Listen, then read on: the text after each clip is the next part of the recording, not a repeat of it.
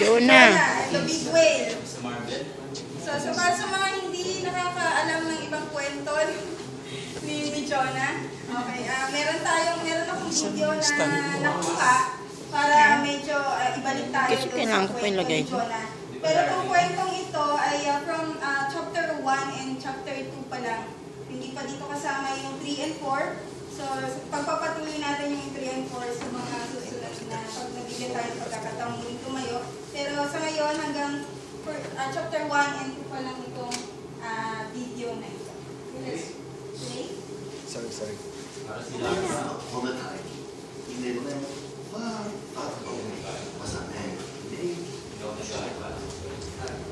Jonah, arise, go to Nineveh, the great city, and call out against it, for their evil has come before me. But Jonah rose to flee to Tarshish from the west of the water. He went to Jaffa and found a ship going to Tarshish, so he waited there. Away from the presence of the Lord. But the Lord broke a great wind upon the sea, and there was a mighty tempest, so that the ship threatened to break apart. And the mariners were afraid and cried out to their gods. Ba't nawala na yung bigote? And they hurled the cargo that was in the ship into the sea to lighten it for them. But Jonah had gone down into the inner part of the ship and had laid down fast asleep. Parang Indian. Yar, arise, and call to you. How should not give a thought to us that we may not perish. Yar! They said to one another, Yar! Come, let us cast lots, that we may know on whose account this evil has come upon us. Yar! so they cast the lots, and the lots fell to Jonah. Yar! The mariners, they questioned Jonah. Then Jonah responded, Pick me up, throw me into the sea. Then the sea may quiet down. For I know it because of me that this great tempest is going on. so they hurled him into the sea, and the sea ceased from its raging. The men feared the Lord exceedingly, and they offered a sacrifice to the Lord. Yar! Praise to the Lord. Yay! Praise Him! And the Lord appointed a great fish, the swallow of the sea. Go swallow my servant.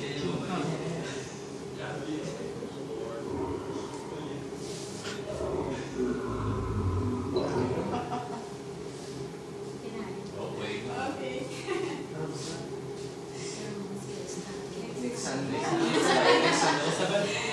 Let's pray. Pakibukas naman ang ilaw. Hindi ko makita. Okay. Kung titignan mo, itong kwentong to ay natutunan ko at nalaman ko when I was a child. Oo. Nag-start tong kwento to na natutunan ko doon sa mga Sunday school. When I attend Bible school in our church, I think nasa grade 2 ako noon and I was only 8, 9 or ganun mga edad. So, isa siya sa mga story na malimit ikwento sa mga bata. And then I found out na itong parang kababasa ko siya, I found out na itong istorya pala to ay hindi pang bata. Okay? Para kasi siyang, kung gagawin mo siyang istorya nga, kung gagawin mo sa yung mga ganyang animation, maganda siyang tingnan. Maganda siyang, nakakatuwa siya kasi parang hindi siya totoong nangyari kung tutuusin. Parang may sarili kayo natin dyan. Hindi ko kayo makita. Okay. Kung aanuhin natin nga, para siyang animation, at para siyang pangbata, kung tutusin. Pero, kung pagninilay-nilayan po natin ang kwento ni Jonah, ito po ay hindi kwentong pangbata, ito po ay itinuturo na hindi pangbata, kundi ito po ay pangmatatanda, at ito po ay itinuturo doon sa mga lingkod ng Panginoon na, para po doon sa mga believers. Amen. So, yung nakita naman natin na yung kwento ni Jonah, Bible, sa Book of Jonah.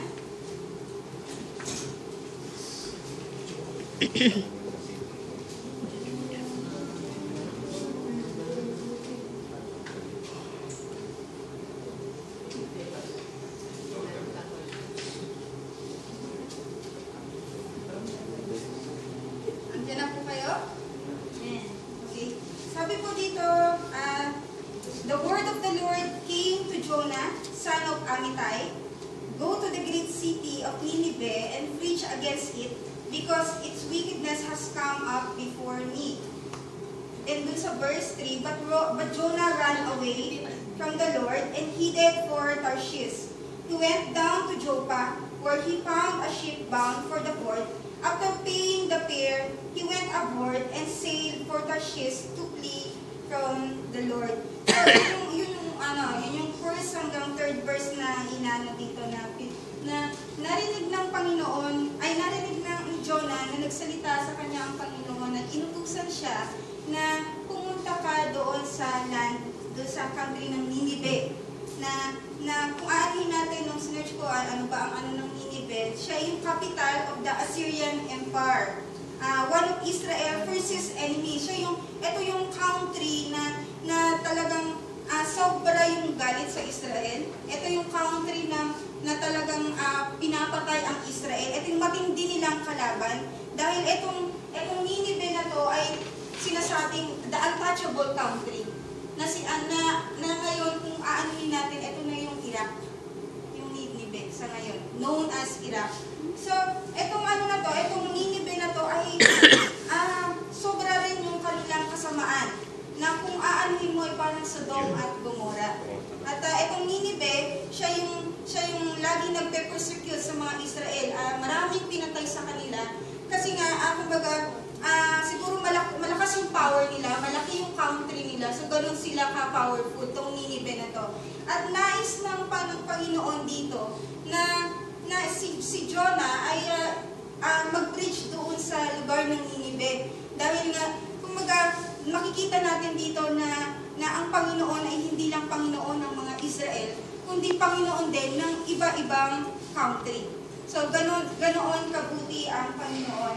But dahil nga, nandun siguro yung galit, yung reason, yung mga reason ni Jonah, hindi siya pumunta. So, kung aanuin po natin, makikita nyo? Kita nyo ba? Okay. Kita nyo, nandun siya sa Joppa. So, Joppa yun yung place ng Israel. Sakop to ng Israel. And then sabi ng Lord, pumunta ka doon sa east-west ng Nineveh. Makita nyo kung gaano yung gaano palayo yung gustong takbuhan ni Jonah. From Nineveh, na dapat malapit lang, pero kung nakita ko doon sa 250 kilometers yung pinakalayo ng Nineveh sa Tarshish.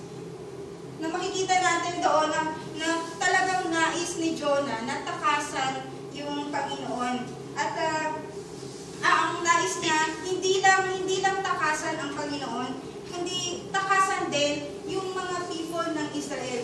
Siguro kasi iniisip ni Jonah na kung sa ganun siya pupunta sa lugar ng Tarshish, parte ng Spain, iniisip niya siguro na dito hindi na ako maaabot ng Panginoon. Siguro iniisip niya na kung dito sa Tarshish pupunta na ganun kalayo, pwede na siyang i-spare ng Lord. Na kasi kumbaga marami namang tao sa Israel, maraming pwedeng gamitin ang Panginoon doon sa lugar ng Israel na iniisip niya na kung lalayo ako, hindi na ako siguro susundan ng Panginoon, hindi na ako pupulitin na ako yung mag-preach sa Nineveh dahil marami namang ibang tao doon sa Israel. Pero maling-mali, sobrang yung pagkakamali ni Jonah nung time na ito. At kahit yung kumbaga yung character ni Jonah ay kumbaga bakit ko napili itong kwento ni Jonah? Kasi kakaiba nga siya. Kakaiba siya dun sa ibang prophet ng Bible. Na kung iisipin natin sila Isaiah, sila Jeremiah, at yung ibang mga propeta, after they knowing the will of God, they obey. Amen? Pero si Jonah kakaiba, dahil nalaman niya na kung ano ang will ng Panginoon, kung ano yung utos ng Panginoon, pero ibang klase ng propeta a reluctant prophet na ayaw mag-obey sa Lord, na kahit alam niya na yung will ng God, ano pa rin siya, tumakas pa rin siya. So, balikan natin sa paghabi po doon sa verse 1, the word of the Lord came to Jonah, son of Amittai. Paano nga ulit natin, nung mga Old Testament, paano nga ulit ibigay, or paano nga dumating ang salita ng Diyos doon sa kanyang mga propeta? Anyone? Paano? Anong mga ways ng Lord? Dreams. Okay, in dreams. Sometimes, di ba, dun sa clouds. Okay, sa clouds. Maraming ways ang Lord. Ang kalimitan doon noong Old Testament, kalimitan, nagsasalita ang Panginoon sa mga propeta dun sa mga audible voice. Amen. Naririnig nila talaga yung salita ng Panginoon. Hindi katulad ngayon na dahil may Bible na, so eto na yung nandito na natin nalalaman yung will ng Lord sa buhay natin. So, sabi po, minsan, sa ating pagde-devotion, sa ating pagbabasa ng Bible, doon natin nalalaman kung ano yung nais ipabatid sa atin ng Panginoon. Amen? Nagde-devotion ba tayo? Are we praying? Amen. So, pag alam natin, kung ginagawa natin ito, alam nyo kung anong ibig kong sabihin. Alam nyo kung paano dumadating ang salita ng Diyos sa buhay nyo dahil kayo mismo ay may experience nyo yan. Amen. So, sabi ko nga kanina, dito sa kwento na to, pinapakita talaga kung gaano kabuti ang Panginoon dahil hindi lang siya Diyos ng mga Israel, kundi Diyos siya ng sanlibutan. Diyos siya ng lahat ng mundo, lahat ng country. Dahil He's so merciful, He's so graceful God. Amen. So, pagdating doon sa verse 3, but Jonah ran away from the Lord and headed for Tarshish. He went down to Joppa where he found a ship, and after paying the fare, he went aboard and sailed for Tarshish to flee from the Lord. At nagkamali si Jonah ng akala niya na pag lumayo siya, pag pumunta siya ng Tarshish, feeling niya hindi na siya masusundan ng Panginoon, feeling niya ay hindi na siya kukulitin ng Lord. Siguro sometimes sa atin may mga ganung kaso. Amen. Pero si Jonah nagkamali siya dahil alam niya na ang Lord ay omniscient God. Omniscient God, He knows the future. He knows what is past. He knows, alam niya kung ano ang lahat. He is all-knowing God. Amen. At hindi lang basta siya, hindi niya lang basta nalalaman ang future, ang past, but He also know the deepest issue ng ating puso. Amen. Yun yung nangyari kay Jonah, na akala niya ay kumbaga pinapupunta lang siya na doon ng Panginoon dahil gusto lang ng Lord na i-pursue kung ano yung purpose niya. Pero ang hindi niya alam ng Lord kung ano ang nasa puso niya. And siguro kaya din pinili ng Lord si Jonah dahil alam ng Lord may nais ipunto ang Panginoon sa puso ni Jonah. At nakita nga iyon dahil in spite na alam na ni Jonah kung ano yung will ng Lord sa kanya, tumakas pa rin siya. Nakita na ng Lord na yung puso niya ay hindi ganun ka-faithful sa kanya. Amen. Nakita rin ng Lord na andun yung anger. Nagtanim siya ng galit doon sa mga tao sa limited. Ba't ayaw? Okay.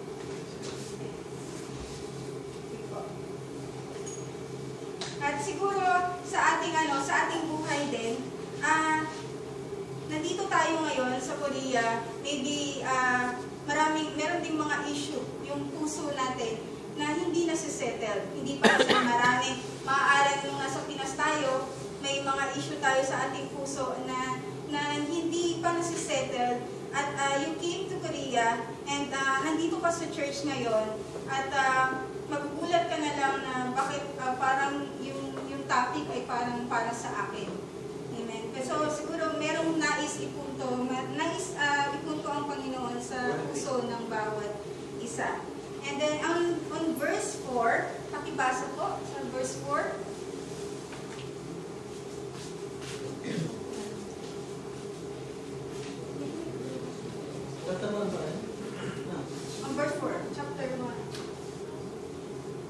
chapter 1, verse 4. Ngunit ang sila'y nasa laot na nagpalitaw ng malakas na bagyo si Yahweh, ano pat halos nawasak ang barko. Amen.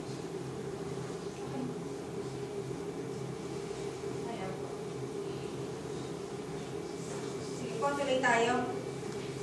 Sa verse 4, sabi ko, Then the Lord sent a great wind of the sea, and such a violent storm arose that the ship threatened to break up.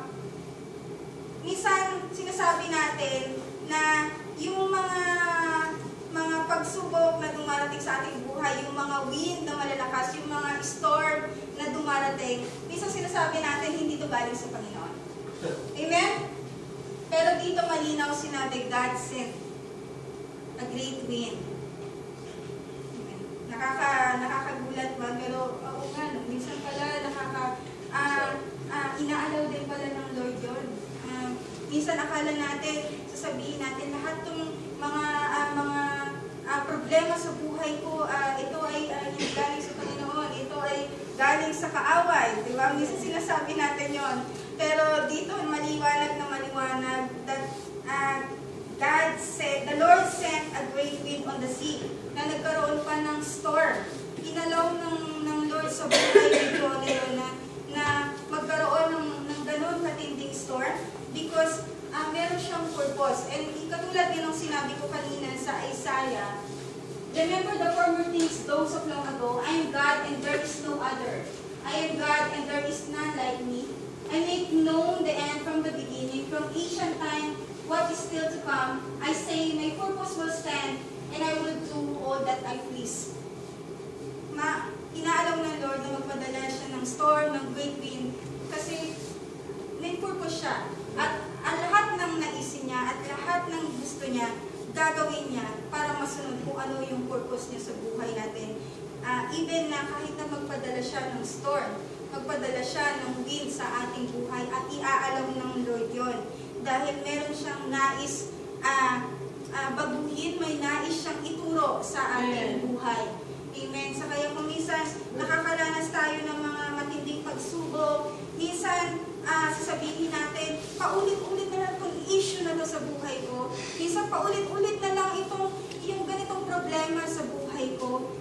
Pero hindi mo alam, inaalaw yun ng Lord kasi may nais siyang gustong ituro sa bawat isa.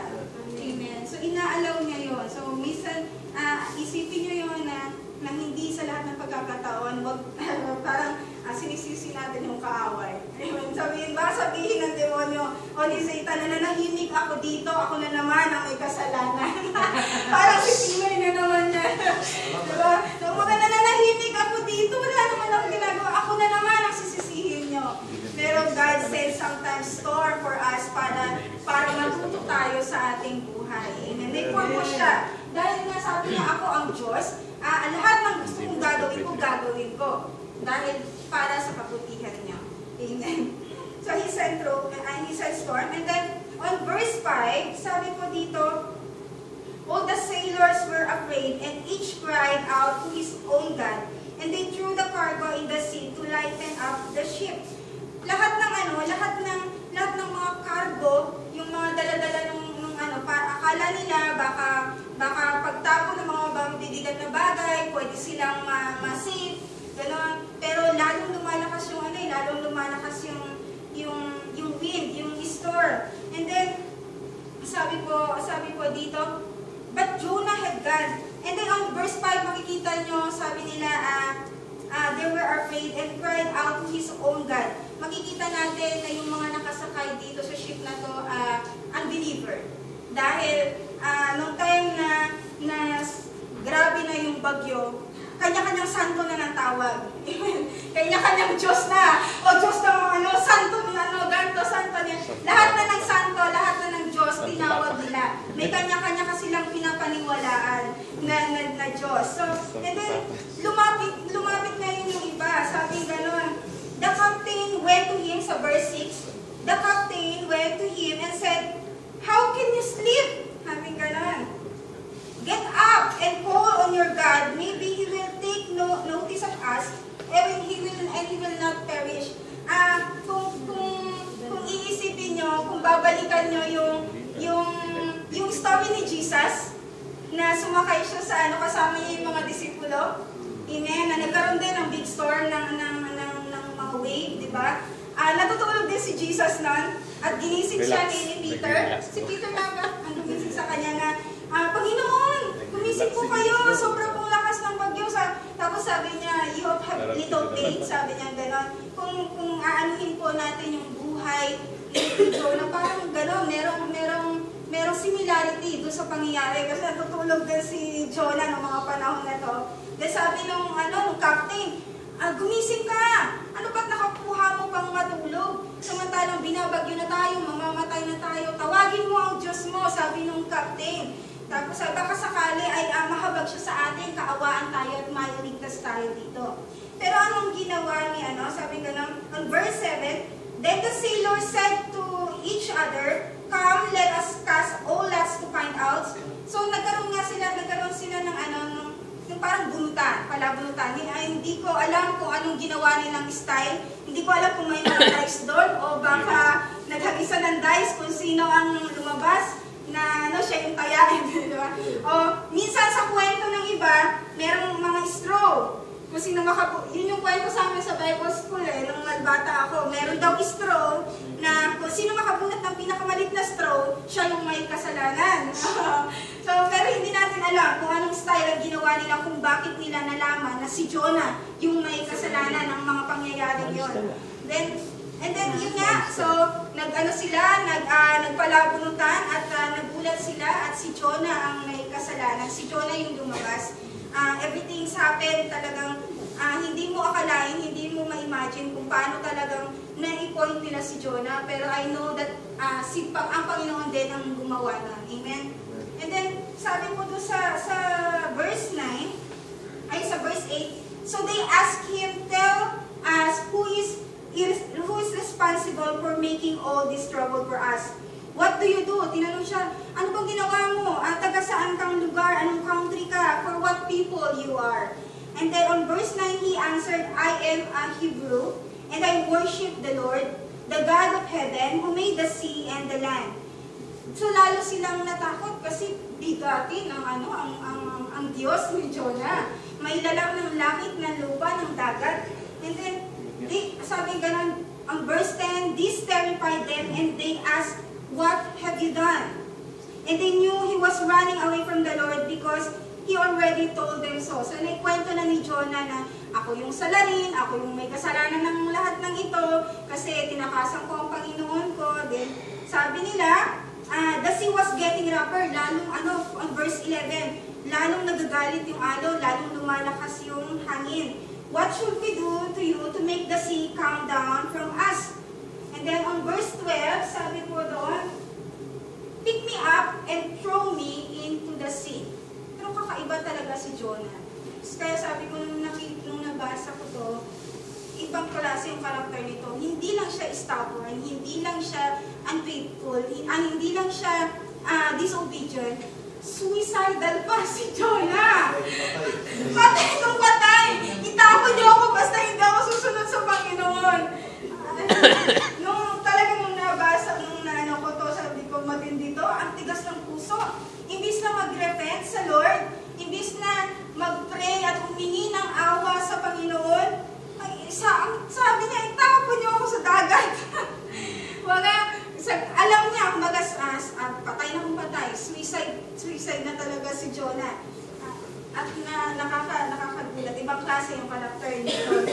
Sabi niya, pick me up and throw me into the sea.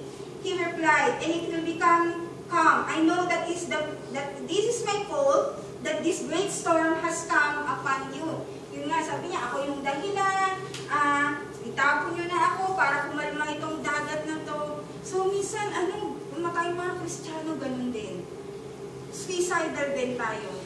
Aminin natin o hindi. Minsan ganun tayo, minsan ang tigas ng puso natin. Minsan, alam na nating mali tayo yung mali, na imbis na mag-repent sa Panginoon, pinapaira ng pride. Imbis na bumalik sa Lord at mag-repent at humingi ng tawad, patawain sa mga ganito kasalanan natin na gawa. Pero minsan, ganun tayo. inuuna natin na mag-give sa Lord. So sana wag natin gayahin itong si karakter ni Jonah na patay kung tayo. So wag ganon. Alam naman natin ang Panginoon natin ay laging handa. Amen? Napag-aralan natin yung Wednesday, nakaraan, about backsliding. Napag-aralan natin yun na sa mga taong nagbabackslide, mga taong tumatalikod sa Panginoon, laging handa ang Panginoon. Like a prodigal son, andun yung Father natin na handang tumanggap sa atin. Amen. So sana huwag natin kakalimutan yung mga aral na natututunan natin at huwag natin gagayahin si Jonah sa pagiging suicidal niya. Amen. So after that, sabi ko na sa verse 13, instead the men did their best to throw back. Sabi kasi ayaw nila.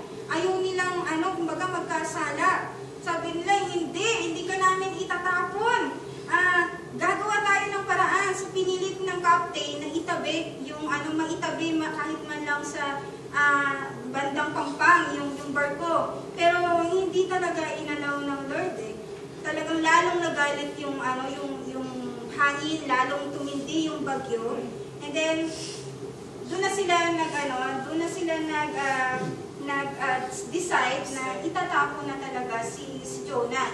Pero kita nyo naman, bago itapon, talagang nanalangin. Parang si Poncio Pilato naghugas ng kamay. Sabi nila, Panginoon, wala kaming sagutin, hindi namin responsibilidad ito. Itatapon na namin siya, kayo nang bahala. Kayo na yung husga. And then, okay, dito na matutuwa yung mga grace preacher. Ayan, mga kasama natin yan dyan. Okay. So, nung tinapon nila si Jonah, and sa verse 15, then they took Jonah and threw him overboard, and the raging sea broke up. Kumalma na yung dagat nung naitapon. And on verse 16, at this men greatly feared the Lord. Natakot yung mga siguro nung time na yun, yung mga unbelievers na yun, naging believers no? Kasi namangha sila doon sa nila, nasaksihan. Dahil itong Panginoon ni Jonah ay hindi basta-basta Diyos, na katulad ng mga Diyos nila. Sabi doon, and these men greatly feared the Lord, and they offered a sacrifice to the Lord and made vows to Him.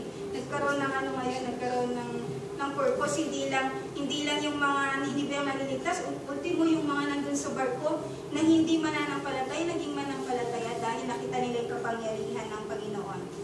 And then on verse 17, but the Lord provided a great fish to swallow Jonah, and Jonah was inside the fish 3 days and 3 nights. So, makikita po natin dito, kung ang Panginoon nag-send ng matinding hangin, matinding mga bagyo, God also provided a great fish. Amen. Hallelujah. Na kung titingnan natin, itong great fish na to, that was the grace of God. Amen po? Meron kayong sarili dyan? Okay. Makikita natin na itong malaking isda to, pinapakita nito na ito yung biyaya ng Panginoon. Ito yung kanyang habag. Ito yung kanyang grasya. Nasa kabila ng pagiging stubbornness natin, nasa kabila ng pagiging disobedient natin, na sa kabila ng mga rebellion natin, amen, andun pa rin yung grasya niya.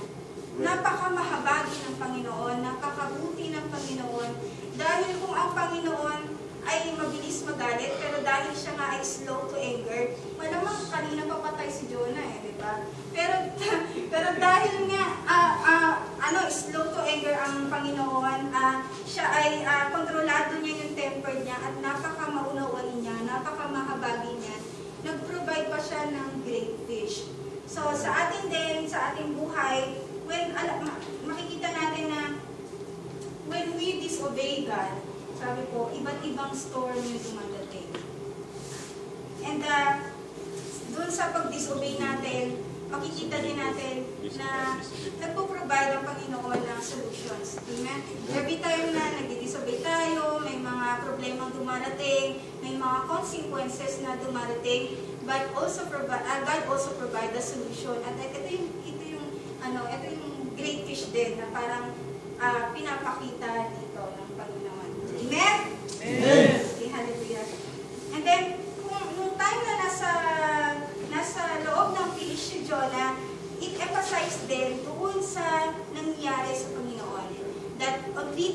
and 3 nights, he was on the grave. Amen? Na nangyari ito sa Lord. That's why, nung time na nagtuturo ang Panginoong Jesus sa kanyang mga disipulo, nangangaral siya, na nagbigay siya ng sign, ginamit niya itong ni Jonah, itong kwento ni Jonah. Na nung mga time na yon, hindi makuha ng mga apostles na sinabi niya si Jonah, nasa loob na isda, 3 araw, 3 gabi na nandoon siya. Hindi nila alam na si Jesus, nung time na yun, nagbibigay na ng sign na siya ay mamamatay at 3 araw, after 3 days siya ay muling mabubuhay. So, yun yung pinapalabas ni Jesus Christ na time na yun. And then, okay, sino nakakaalam niya? Okay. Nabasa ko yan sa status niya. And then sabi ko nga, hindi ko naman akalain na ngayon ako mag-exhort. Ang sabi ko lang, gusto ko lang maghanda. Bilang anak ng Diyos, pag sinabi ng pastor na mag-exhort ka, at dahil tayo ay na i-level up ng Panginoon at ginawa tayong deacon. Sa deacon, kailangan lagi kang handa na mag-share ng gospel. Amen. So, every time, ahead time, talaga, pumilit ako na mag-aral ng salita ng Diyos, mag-prepare ng kung ano ang pwede kong maibahagi sa kanyang mga lingkod. And hindi ko nakakalain na ngayon yun. Nabasa ko lang ito, and then sabi ko sa sarili, siguro Lord, this is the sign na talagang kailangan kong i-share to. Kasi related sa topic. So, kinuha ko siya. Nung nabasa ko siya, sabi niya, no one is so brave that he is not disturbed by something unexpected. A rare situation that sometimes lead us to bend our knees and pray that everything's gonna be alright. On chapter 2, pakibasa po sa verse 1. Jonah prayed unto the Lord his God out of the fish.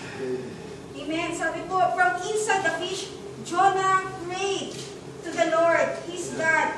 Sabi gano'n, minsan gano'n, kung kailan pa tayo nakaranas ng pagsubok, kung kailan pa tayo dumadating sa puntong parang bagsak na tayo, doon pa lang tayo mananalangin. Minsan nagpipray lang tayo dahil may kailangan tayo sa Panginoon. Minsan nagpipray lang tayo dahil may problemang dumarating. Minsan nagpipray lang tayo dahil may hihingin tayo sa Diyos. Okay? Si Jonah, alam niya na kung anong tama. Alam niya naman kung ano na yung dapat. Pero dahil sa pag-disobey niya, dahil doon sa kanyang katigasan ng ulo, dinanas niya pa yung ganito. Amen? At hindi niya pa nakuhang kung kailan siyempre, hindi natin alam kung ano ba yung dinadanas ng isang tao na nasa loob ng tiyan ng isda. Diba? Hindi natin alam kung gaano siguro kahirap yun. Sabi nila may acid daw doon. Diba? Yung loob na hindi ko alam, hindi ko ma-imagine kung gaano kainit. Diba? Kung gaano kainit yung loob ng yung tiyan ng isda na kung paano siya nabuhay doon. Oo nga. Kung i-imagine mo, ang hirap. Parang kwentong pang-animation lang. Parang kwentong pang-movie. Pero totoo nangyari kasi nandito sa Bible. At sabi niya, in my distress, I called to the Lord. And He answered me. From the depths of the grave, I called her help. And you listened to my cry. You heard me into my deep, sabi ganon. And the carols spread about me. Ang pinakamaganda ko dito, nagustuhan dito, on verse 8, those who cling to worthless idols forfeit the grace that would be theirs. But I, with a song of thanksgiving, with sacrifice to you, what I have vowed I will make good. Salvation comes from the Lord. Amen. Na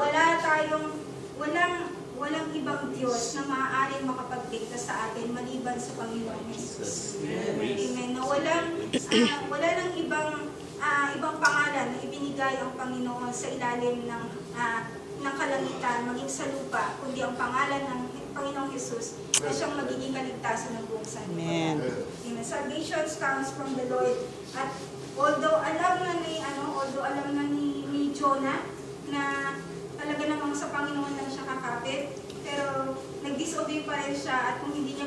naranasan yung ganun kahirap na dinanas, hindi pa siya magre-repent sa Lord at tatawag sa Panginoon. So sa ating buhay, Kristiyano, sana wag naman dumating na sa punto na bagsak na talaga bago pa tayo babalik sa Panginoon.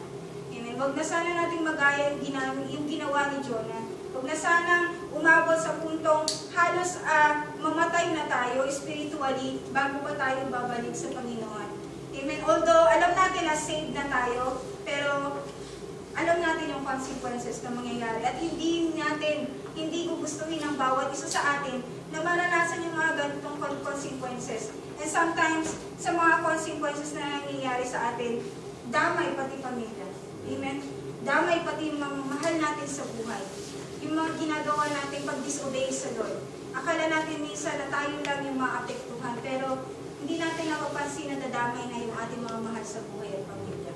Amen. So sana huwag po tayong dumating sa puntong iyon. And then, ano po yung mga aral na matututunan natin sa buhay ni Jonah? Okay. Ito yung isa sa mga pinost ko sa status kung itong week na to. Kasi nga pinag-aaralan ko itong buhay ni Jonah. Dahil sabi, most of the time, our struggle is not in knowing the will of God, but in doing it, the will of God. Agree ba kayo dyan? Hindi ko sinasabi na madaling malaman yung kalooban ng Panginoon. Although alam natin yun, mahirap malaman kung anong kalooban ng Panginoon. Pero mas nag-i-struggle tayo kung paano natin i-apply ito. Kung paano tayo mag-obey sa will ng Lord. Do you agree? Amen? Isa, ang will ng Lord, sabi ng Lord, huwag kang makikiapid. Amen. Pero, ginagawa ba yun? I'm not saying na nakikiapid from hindi lang, malawak ang pakikiapid, hindi lang basta sa pakikiapid sa tao, pakikiapid sa mundong ito. Okay, sinabi ng Panginoon, huwag kang mag-iinom. Ayaw ng Panginoon na maging lasenggo ka. Pero sinusunod ba natin ito? Sabi ng Lord, ang will ng Lord, huwag maging sinungaling. Pero, di ba, hindi rin naman. Ang hirap. Yun yung kalimitang struggle natin sa buhay na hindi lang basta yung malaman kung anong kalooban ng Panginoon, kundi nag-struggle tayo kung paano natin susundin ang kalooban ng Panginoon. God is in control. Sabi po, God is in control of things. Not as we choose to disobey Him, we should expect bad consequences. From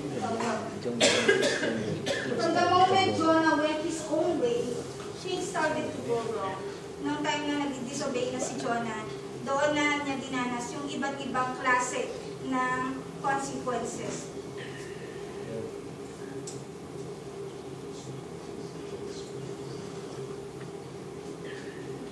Lesson. While it may appear that we can run or hide from God, we're only fooling ourselves. Our role may not be as dramatic as Jonah, but we have a duty to God to carry it out to the best of our ability.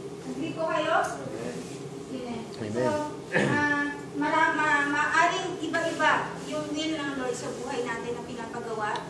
Maaring hindi ganon kadramatic katulad ng kay Jonah na mayroong malaking isla. So, hindi ko po alam kung ano yung nais ipagawa sa inyo ng Panginoon. But we have a duty, sabi ganun, to carry out to the best of our ability. Sana, kung ano man yung mga inuutos sa atin ng Lord, ay magawa natin ayon sa ating, dun sa the best natin. Kung ano lang yung kaya natin, na as long na we obey God, alam ng Lord yun. Okay? And the rest, bahala na si Lord doon. Basta you give the best. Okay.